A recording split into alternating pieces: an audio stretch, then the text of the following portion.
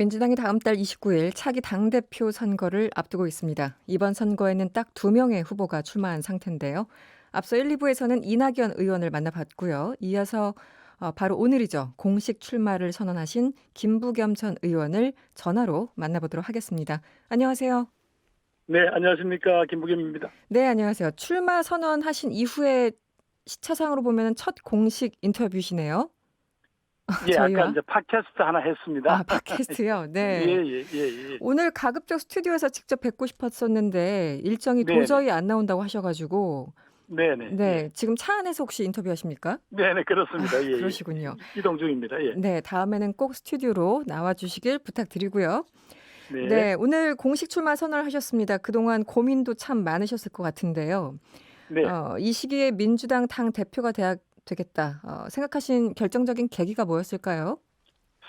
예, 이제 앞으로, 민주당에 주어진 과제가 참 많습니다. 네, 그 중에서 뭐 여러 다른 정책적인 부분들은 정부하고 협력하면 되겠지만, 이번 총선에서 드러난, 아직까지 어떤 지역적 그런 어떤, 지역주의라 할까요? 네, 이런 부분들은 이번에 반드시 어떤 형태로든지 정리를 해내야 되는데, 그런 점에서 제가, 제 자신의 꿈보다는 오히려 이런 기회에 당과 우리 정치권을 한 단계 업그레이드 시키는데 제일 잘할 수 있는 일이 뭘까? 그건 음, 제가 아마 이 시기에 당을 맡아서 네, 확실하게 훌륭한 후보들을 발굴해내고 네, 경선 관리도 잘 해낸다면 네. 국민들한테 신뢰받는 당이 될 것이고 또 지금 국민들이 답답해하는 그런 정책적 문제들도 조금 제가 유연하게 문제를 풀 수 있을 것 같아서 그래서 지금은 제가 당을 맡는 것이 좋겠다라는 판단에서 출마를 선언하게 되었습니다. 네.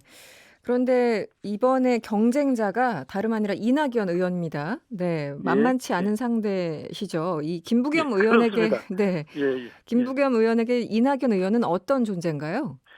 예, 저하고는 또 오랜 정치 생활도 같이 했고요. 네, 무엇보다도 문재인 정부의 초대 국무총리와 초대 행정안전부 장관으로서 호흡을 맞추어서 일을 해온 그런 관계거든요. 네. 그리고 일을 잘 하시는 솜씨도 쭉 보아왔고, 음, 그래서 사실은 참, 흔히 이야기하는 대로 선거라는 건 서로, 차별할 포인트가 있어야 되는데, 네, 그런 포인트를 잡기가 참 쉽지는 않습니다. 다만, 네, 예, 다만 이제 저는 이번에 당 대표가 되면, 저는 2년 동안 철저하게 당을 관리하고 준비해서 국민들의 신뢰를 받는 그리고 다가올 한 4번의 큰 선거 착실하게 치르겠다 이런 입장이고요. 아무래도 이제 이 총리께서는 이 전 총리께서는 이 후보께서는 우선은 한 7개월 정도 하고 네, 우리 당은 당규에 따라서 아마 대선 준비를 하실 수밖에 없는 거 아니냐. 네, 네, 아마 이제 그런 점도 차이는 있는 것 같습니다. 네. 대선을 이제 감안을 한다면 내년 3월에 당대표를 그만둬야 되는 그 규정이 있기 때문에 그 부분을 말씀하신 거잖아요. 네, 그렇습니다. 예. 오늘 출마 선언 저도 전문을 다 읽어봤습니다. 그런데 이제 포인트가 지금 민주당에는 다가올 2021년 재보궐 4월이죠. 그리고 2022년 대선과 지방선거를 이길 수 있는 당 대표가 필요하다. 지금 말씀하신 것처럼 정확히 이낙연 후보를 견제한 것으로 보이는데요. 맞습니까? 뭐 견제했다기보다도 제가 지금 다른 어떤 저도 뭐 여러 가지 대선 준비도 하고 했지 않습니까? 네네. 그럼에도 불구하고 제가 여기 당권에 도전하는 것은 오히려 제가 더 잘할 수 있는 일이 이 일일 것 같다. 지금 음, 당에서 꼭 필요한 일이 이 일일 것 같다라고 생각했기 때문에 제가 당 대표가 되면 임기를 채워서 우리 당의 승리, 네. 제 개인의 승리가 아니라 그걸 위해서 일하겠다라는 어떤 제 어떤 그 주장, 또 제가 정당을 한번 제대로 네. 맡아서 국민들하고의 거리감을 좁히는 그런 역할을 해보겠다 하는 제 정치적 꿈도 있고요. 네. 그렇게 해서 이번에 명확하게 제 입장을 밝힐 것이지 그걸 뭐 특정 또 이낙연 후보님을 염두에 두고 네. 일부러 코너로 몰기 위해서 했다 그런 건 아닙니다. 예. 네. 청취자분들 중에 9011번님이 문자 주셨는데요. 만약 이낙연 의원이 당대표가 되시고 7개월을 하신다면 그 다음에 이어서 당대표 하실 생각은 없으신가요? 이런 질문을 주셨어요. 네. 오늘 이제 첫 출마를 한 저한테 네. 또 다음에 어떻게 할 거냐고 질문하시는 거는 좀 너무 가혹한 것 가혹합니까? 같은데요. 예, 네. 예. 요 질문은 그냥 조금 짐작해 주시고 넘어가시면 좋겠습니다. 네. 그 임기 2년을 채우겠다라고 강조를 하셨고 이것도 굉장히 이제 중요한 선언입니다. 그런데 실례되는 질문입니다만 만약에 당대표 성적이 별로 안 좋게 된다면 그렇다면 대선에 나가신다고 저희들이 해석을 해도 될까요? 역시 아까 앞 질문처럼 네. 오늘은 이제 제가 당 대표가 되어서 네. 당을 이렇게 한번 변화시키고 우리 음. 정치에서 의미 있는 기여를 하고 그리고 또 무엇보다도 문재인 정부의 성공과 정권 재창출을 기여하겠다. 네. 그런 당 대표가 되겠다고 오늘 선언하고 나왔는데 네. 너 떨어지면 뭐 할래라는 질문은 조금 너무 혹독하지 않나요? 예. 네. 예. 알겠습니다. 그러면 예. 아까 그 이낙연 후보 혹은 이낙연 의원과 어떤 차별점을 굳이 얘기하기가 좀 어렵다고 하셨는데 어찌 됐든 장단점 내가 이낙연 후보보다 그 앞서 있다라고 하는 어떤 장점 혹은 단점에 대해서 얘기를 좀 각각 해 주시면 어떻습니까? 역시 뭐 그런 점에서 인지도라든가 인기 또 네. 문재인 정부를 바라보는 많은 분들에게 우리 아, 이낙연 후보님께서 역시 많은 지지를 받고 있는 거 그건 뭐 부러운 점이고 또 거꾸로 제가 그만큼 그분들에게 다가가지 못한 것은 제 약점이죠. 네네. 예, 그런 점에서는 또 하고 다만 이제 조금씩 시간이 지나면서 제가 적어도 이 시기에 당 대표가 되겠다는 제 진정성이 우리 당의 대의원들이나 당원들 또 지지자들에게 알려지면 네. 말하자면 그분들한테 음. 어떤 변화가 오지 않을까. 네. 제가 그래서 그런 진정성 하나만큼은 제 김부겸이가 장점이 있다. 저는 그렇게 자신합니다. 네. 당대표가 되셨다고 가정을 하고 좀 질문을 드리면 지금 그 176석의 거대 여당에게 국민들이 가장 원하는 것 어떤 거라고 보십니까? 역시 예 코로나19라는 이 재난과 또 그 이후에 올 여러 가지 두려움들이 있죠. 네네. 그다음 우리 사회 구성을 해온 원리 중에서 역시 결국은 직격탄을 맞은 건 사회적 약자들이란 말이죠. 네. 그래서 그분들을 어떻게든 희망을 갖게 하는 것은 민생 경제가 살기를 원하는 거잖아요. 네.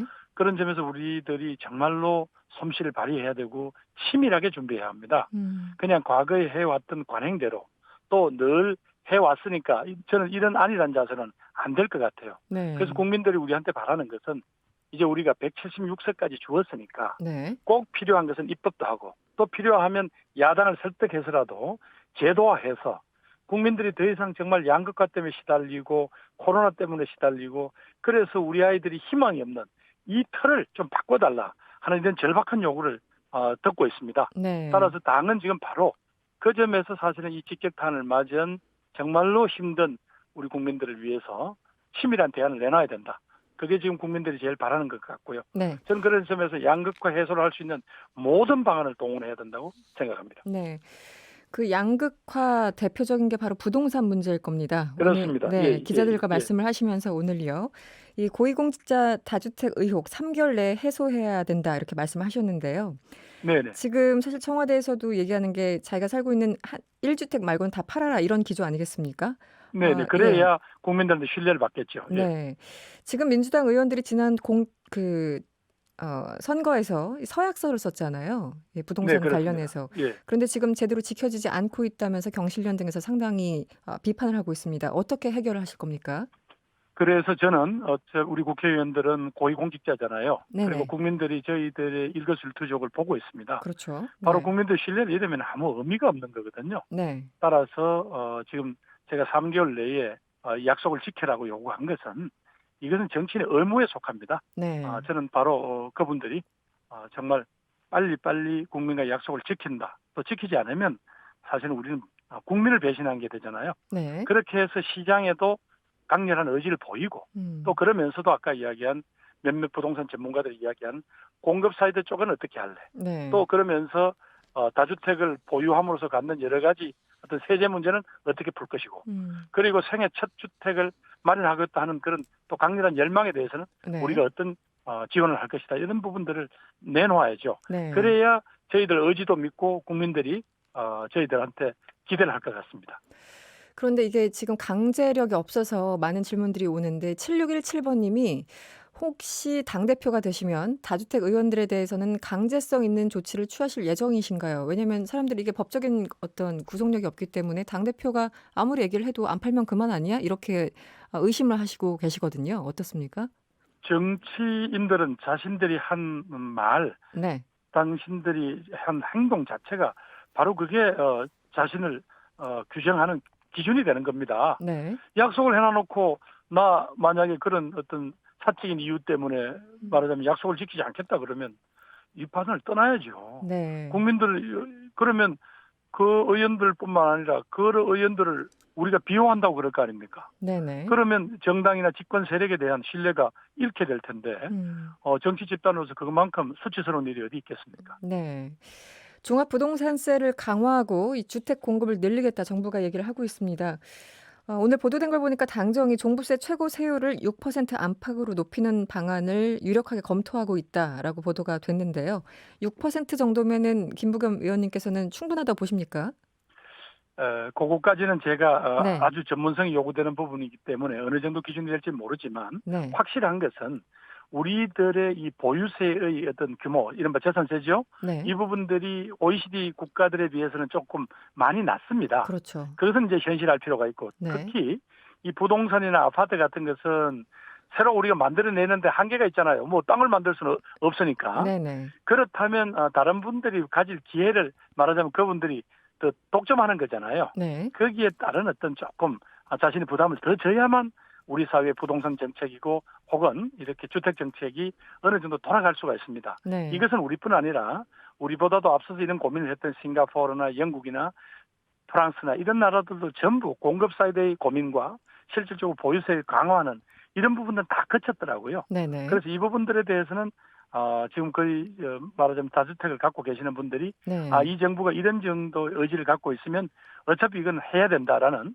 그런 마음으로 빨리빨리 이른바 시장 내에 네. 그 매물도 내놓고 하는 이런 변화가 있기를 기대합니다.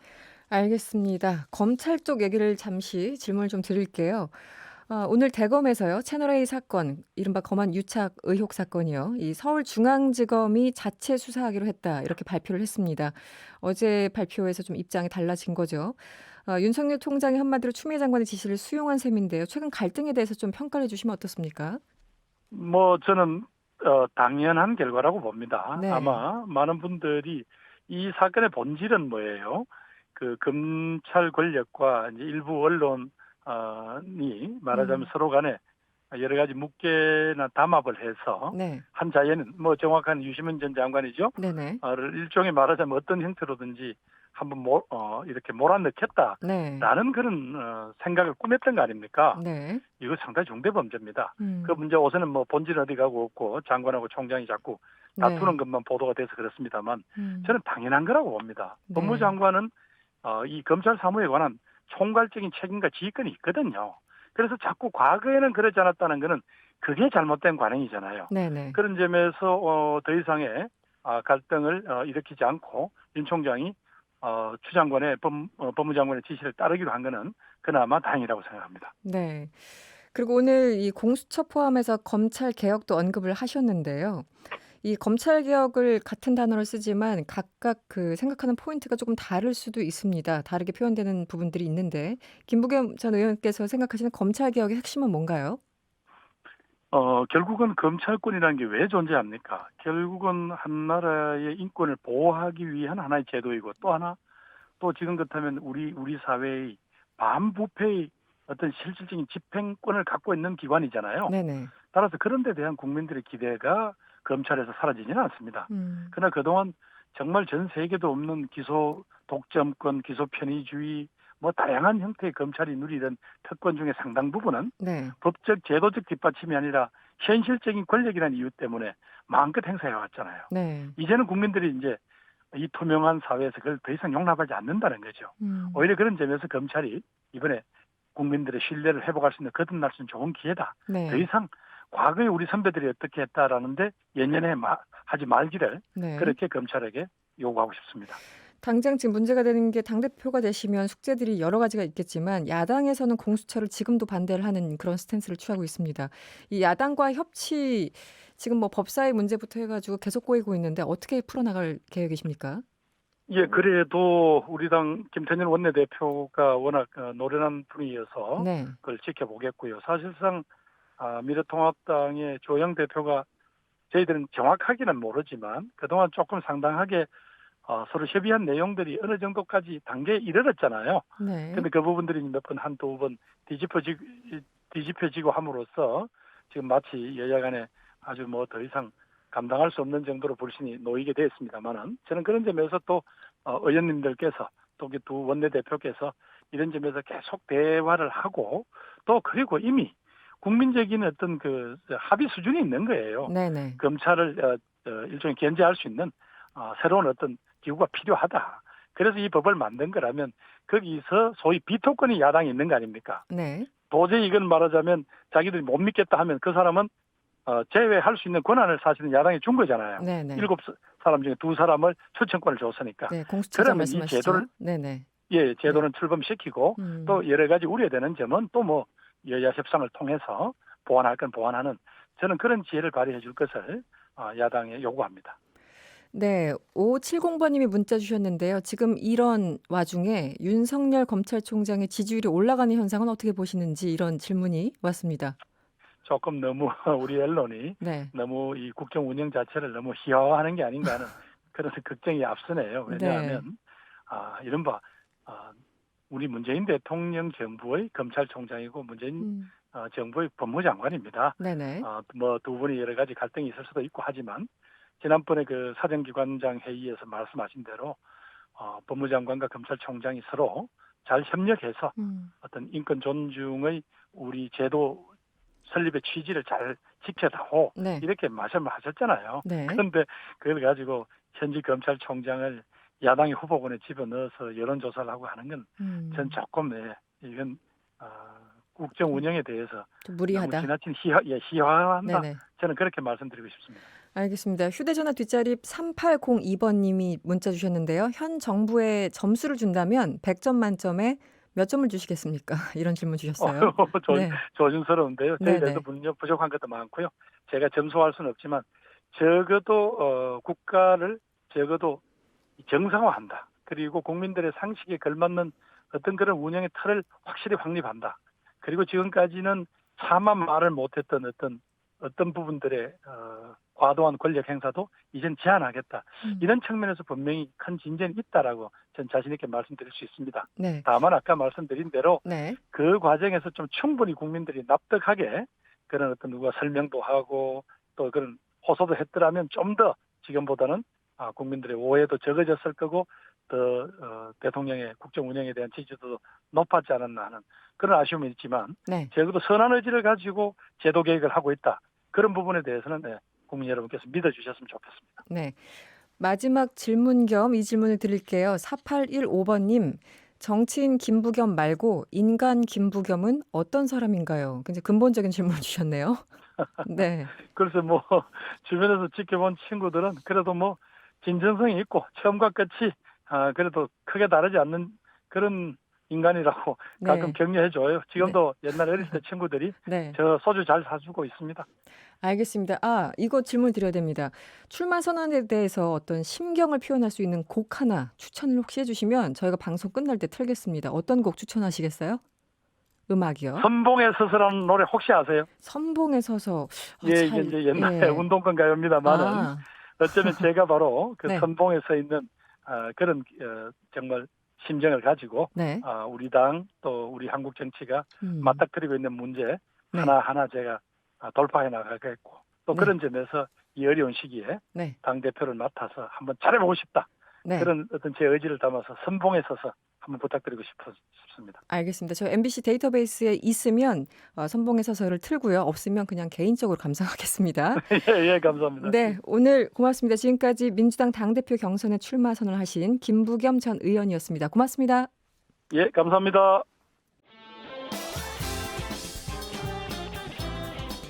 여러분의 퇴근길을 꽉 채워드립니다. 평일 저녁 6시 5분 이승원의 세계는 그리고 우리는